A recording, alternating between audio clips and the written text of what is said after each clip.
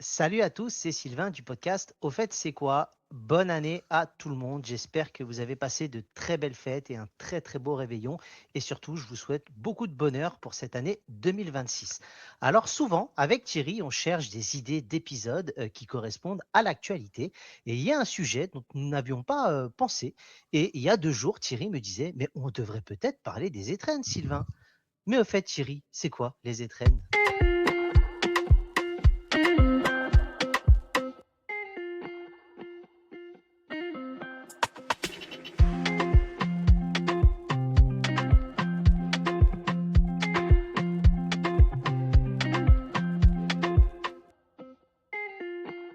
Salut Sylvain, salut tout le monde. Eh ben effectivement, on va commencer comme le veut la tradition par vous souhaiter à toutes et tous une excellente année 2026. Je te le souhaite pas Sylvain, plus qu'on se l'est déjà souhaité à titre privé, on va dire, vers minuit et des brouettes la nuit du 31 au 1er. Exactement. Euh, et effectivement, début d'année, ben effectivement, donc les vœux, la galette des rois, je mettrai le lien dans l'épisode. J'ai posté juste avant l'enregistrement d'ailleurs un petit rappel sur cet épisode. Voilà, c'est le petit côté un peu pub. Et effectivement, donc les étrennes, puisque j'en entendais parler à la radio, forcément, je connais un peu le principe comme tout le monde, mais on s'est dit autant en parler. Donc, rentrons dans le vif des sujets, les étrennes.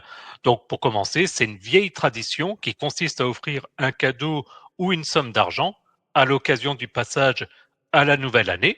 Donc, c'est un geste qui symbolise la bienveillance, la gratitude ou les bons présages pour l'année qui commence.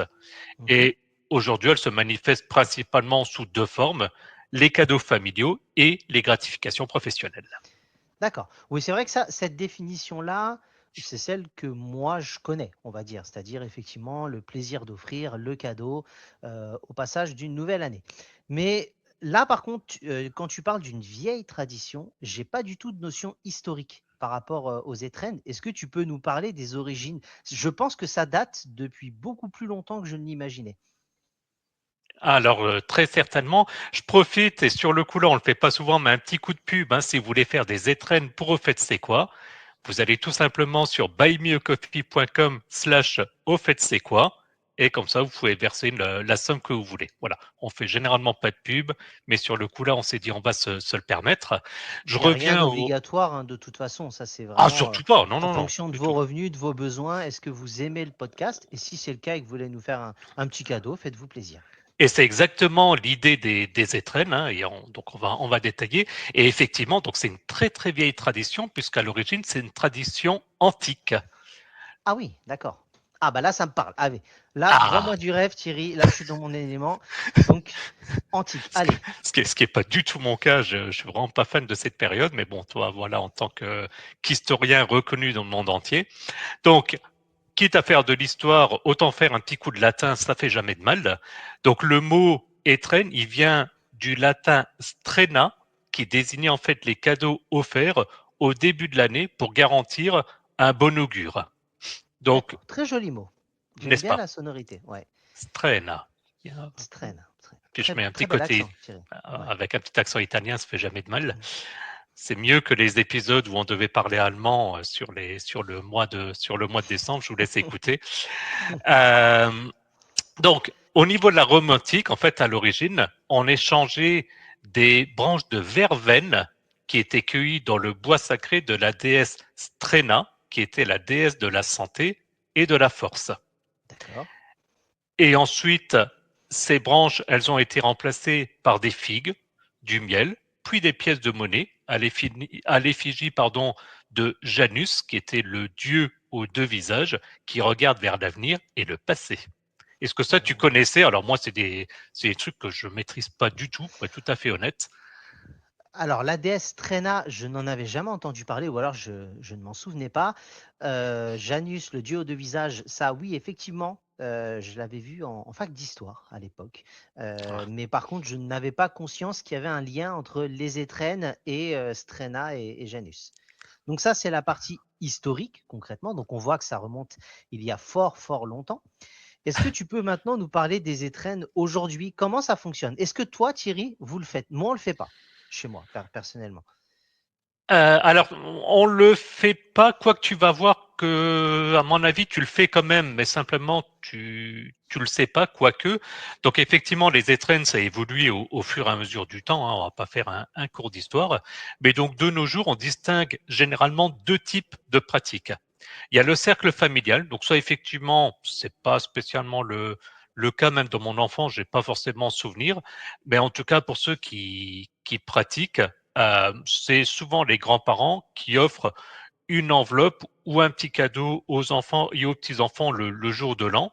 Et c'est un complément ou une alternative au cadeau de Noël. Donc ça, autant Noël, on fait, je sais que toi aussi, autant voilà, on fait pas quelque chose à Noël et en début d'année, mais donc ça fait partie en tout cas des étrennes.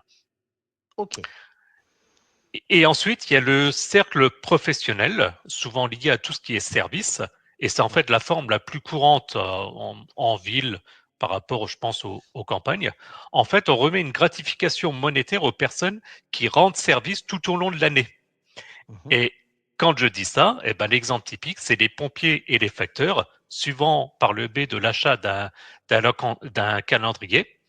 Alors, on va me dire après, et c'est la remarque que je me suis faite, de dire oui, mais le calendrier, souvent, ça passe avant, hein, il passe en octobre-novembre, et en fait, on peut voir ça comme une avance du fait du côté pratique. Mais historiquement, c'était des étrennes, donc pour les facteurs, les pompiers, et Ok. puis il y a aussi tout ce qui est, par exemple, gardien d'immeuble ou conciergerie, les éboueurs, et souvent aussi les nounous. Je sais que moi, j'avais des voisins qui pendant très longtemps venaient sonner chez nous avec une petite boîte de chocolat en début d'année. D'accord. Bah, tu vois, j'en parlais ce matin avec ma compagne au petit déjeuner en disant bah, l'épisode d'aujourd'hui, nous sommes dimanche, hein, 4 janvier, au moment où on enregistre, hashtag ma mode. Et donc là, je disais, on parle des étrennes. Et le père, pardon, de ma compagne est un ancien facteur. Et donc, quand je lui ai parlé des étrennes, directement, elle m'a parlé du côté professionnel et de son père. Je pense que les gens assimilent plus, alors, peut-être moi, mais le côté pro qu'au côté familial dans l'absolu, tu vois. Absolument, ouais. Donc, Ok. euh, donc voilà, je suis ravi aussi de savoir qu'il y a un mélange entre le mari de ta compagne et son père, mais bon, ça, on en reparlera C'est dans le une privé. très... Oui, c'est ça, c'est une très très longue histoire, mais ça, c'est... Je fais de la généalogie et c'est pas simple, hein, je peux vous le dire. Et ensuite, bah aussi lié aux étrennes, du coup, il y a des règles de savoir-vivre, parce que vu que c'est, alors je vais pas dire cadré, mais comme on disait, ça a des dates bien précises, etc., forcément lié à ça, il y a des règles de savoir-vivre. Donc, bien qu'il n'y ait aucune obligation légale, les étrennes, elles répondent à certains codes de courtoisie. D'accord? Euh, et ce que je vais dire là, je l'ai appris aussi, par exemple, pour le calendrier des pompiers, anecdote avant l'heure. Quand les pompiers passent, par exemple, donc pour le calendrier, il n'y a aucune obligation à donner de l'argent. En fait, c'est les pompiers qui font un don des calendriers et c'est donc les personnes qui les reçoivent qui éventuellement peuvent donner de l'argent en compensation. Mais donc, tu peux très bien prendre le calendrier sans rien donner. D'accord? Et du coup, ça rejoint exactement ces règles de savoir-vivre, à savoir qu'au niveau du montant, il est libre et il dépend en fait de tes moyens et de ta satisfaction. Donc pour un concierge, c'est souvent entre 5 à 10% du loyer mensuel, mais ça reste très subjectif. Ouais, ça dépend des conditions de vie de chacun. Après, je suis d'accord, si tu prends un calendrier et que derrière, tu donnes rien, c'est pas le but, très clairement. Donc, voilà. Faites en fonction de ce que vous pouvez. Voilà. Et donc rapidement au niveau de la période, généralement les étrennes, ça se donne entre le 15 décembre et le 15 janvier, parce que ben, forcément on ne se voit pas forcément à longueur de temps, hein, ne serait-ce du coup par la distance. Mhm. Et juste un point d'alerte, et ça en parle régulièrement, faites quand même attention, justement, si on revient sur la notion des pompiers, des facteurs, enfin tout ce qui est calendrier et autres, c'est de faire attention aux faux démarcheurs. Les pompiers, les facteurs, ils sont normalement, enfin même pas normalement, d'ailleurs pour les pompiers, c'est une obligation, ils sont en uniforme. Pour les facteurs, j'imagine aussi, ils ne sont pas censés se présenter en civil. Et ils peuvent présenter une carte professionnelle si vous leur demandez. Donc voilà, autant il y a les traditions et un petit peu le fait voilà de donner un peu d'argent, comme on l'a expliqué. autant, quitte à donner de l'argent, autant le donner aux bonnes personnes, argent ou boîte de chocolat ou petits gestes. C'est donc l'idée, voilà, des étrennes. Exactement. Ben écoute, c'était très intéressant. Moi, j'avoue que la partie historique m'a bien plu de voir d'où ça provenait. Et est-ce que ce serait pas l'heure, Thierry, de passer à la rubrique légendaire des anecdotes de Thierry? Eh ben, c'est l'heure effectivement des anecdotes et surtout que des anecdotes, il y en a pas mal qui sont des anecdotes historiques. Ah, Donc je vais y aller assez rapidement, hein, mais en fait, jusqu'au 19e siècle, les étrennes de Paris étaient un événement majeur où les boutiques de confiserie et de jouets rivalisaient d'ingéniosité, pour attirer les clients qui devaient obligatoirement faire des cadeaux à tout leur entourage social.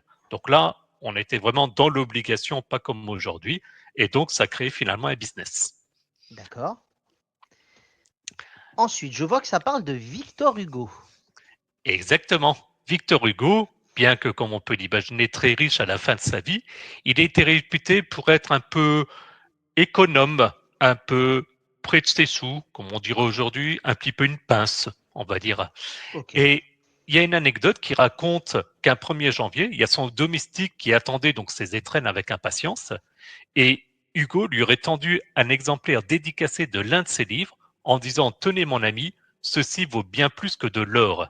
Et le domestique aurait répondu: C'est vrai maître, mais le boulanger ne prend pas encore les dédicaces en paiement.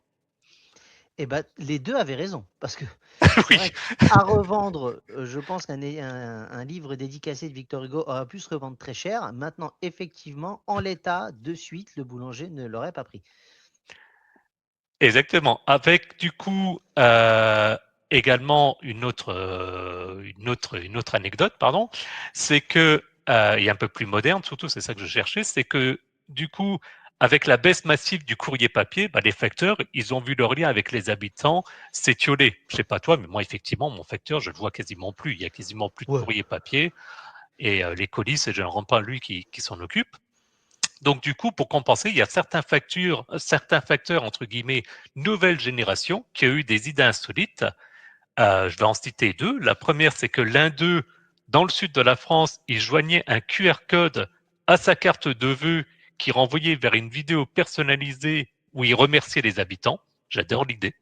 C'est peut-être un peu Bah, mon côté c'est geek. ouais, puis c'est s'adapter à un monde actuel, c'est très bien. Exactement. Et du coup, anecdote liée à ça, c'est que cette touche de modernité, elle a tellement plu que ces étrennes ont doublé cette année-là. Les gens ont été touchés par l'effort numérique. Il y avait peut-être un lien vers Buy Me a Coffee, va savoir, un Mhm. mystère. Ce serait marrant. Ben ouais, buymeacoffee.com/ au fait c'est quoi? Voilà. Et puis, dernière anecdote, c'est les étrennes inversées. Alors, moi, je connaissais pas, peut-être que toi, ça te parle, le mouvement Random Acts of Kindness. Ça Pas te parle ou du pas du tout. tout? Non, alors je Ok. vois dans les notes que tu parles d'Instagram et TikTok et j'avoue que voilà, je commence à sentir que je ne suis plus de cette dernière génération. Je ne suis pas beaucoup présent sur ces réseaux-là, donc effectivement, ça ne me parle pas. Voilà, moi je suis pas du tout comme ça, c'est réglé, mais en fait on a vu apparaître ces dernières années une tendance chez les jeunes actifs, donc les étrennes inversées. En fait, plutôt que d'attendre que le facteur passe, des gens préparent des kits de survie, des boissons chaudes, du chocolat, des chaufferettes, qu'ils laissent dans leur boîte aux lettres avec un mot de remerciement pour les livreurs de colis particulièrement sollicités pendant les fêtes. Et comme quoi, c'est fascinant de voir comme une branche de verveine romaine, elle s'est transformée en QR code ou en ticket de loto ou en petits mots posés dans les boîtes aux lettres.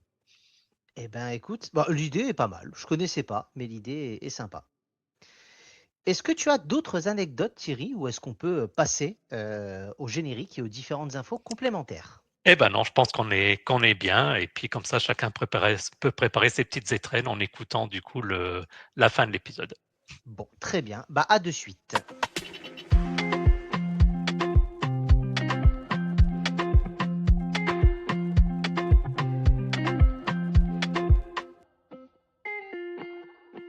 Et c'est Sylvain du podcast Au fait, c'est quoi?